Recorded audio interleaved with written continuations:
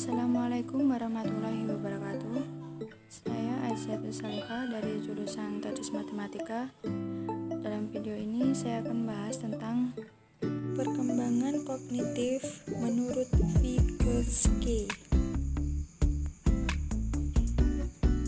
Siapa sih Vygotsky?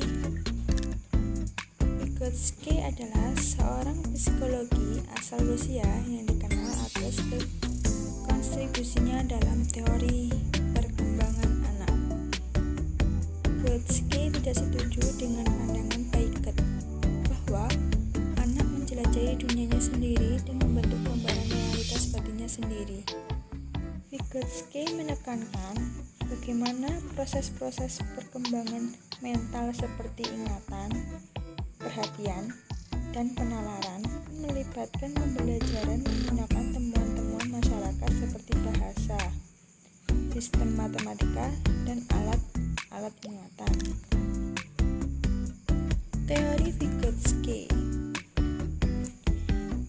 yaitu teori kognisi sosial budaya yang memfokuskan bagaimana perkembangan kognitif diarahkan oleh budaya dan interaksi sosial. Jadi, budaya dan interaksi sosial lebih penting dan lebih fokus terhadap perkembangan kognitif pada anak. Menurut Vygotsky, anak-anak lahir dengan fungsi mental yang relatif dasar, seperti kemampuan untuk memahami dunia luar dan memusatkan perhatian. Namun, anak-anak tidak banyak memiliki fungsi mental yang lebih tinggi, seperti ingatan, berpikir, dan menyelesaikan masalah. Jadi, dapat disimpulkan bahwa teori Vygotsky mengandung banyak unsur psikologi pendidikan, khususnya pokok bahasan pendidikan dan budaya. Pengetahuan dan perkembangan kognitif berasal dari sumber-sumber sosial di luar dirinya. Maka, teori Vygotsky sebenarnya lebih tepat disebut dengan pendekatan konstruktivisme. Maksudnya, perkembangan kognitif seseorang di samping ditentukan oleh individu sendiri secara aktif, juga oleh lingkungan sosial yang aktif pula. Teori psikologis yang dipegang oleh Vygotsky lebih mengacu pada konstruktivisme, karena ia lebih menekankan pada hakikat pembelajaran sosiokultural. Dalam teori Vygotsky memiliki 3 konsep. Yang pertama, zona perkembangan proksimal, yang mana anak yang mendapat tugas dirasa sulit bagi anak untuk dikerjakan sendiri. Akan tetapi, jika dibantu oleh orang dewasa atau orang yang terlatih, maka anak dapat mengerjakan tugas yang dirasa sulit tersebut. Yang kedua, scaffolding,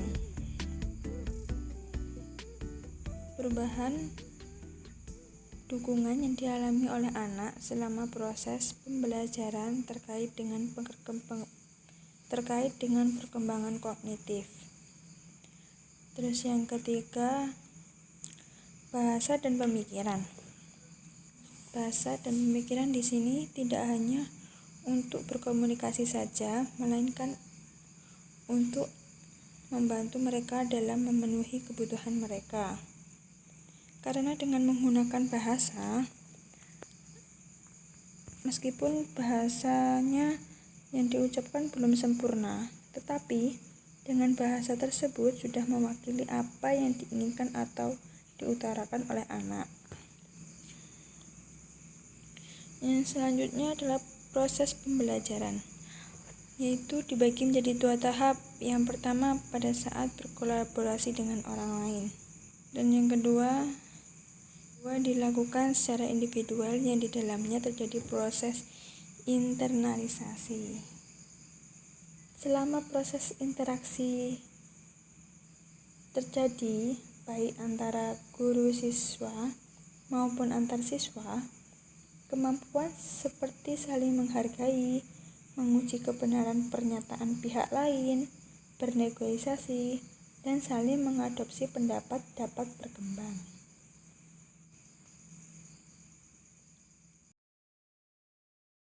Itu tadi penjelasan saya tentang perkembangan kognitif menurut Vygotsky.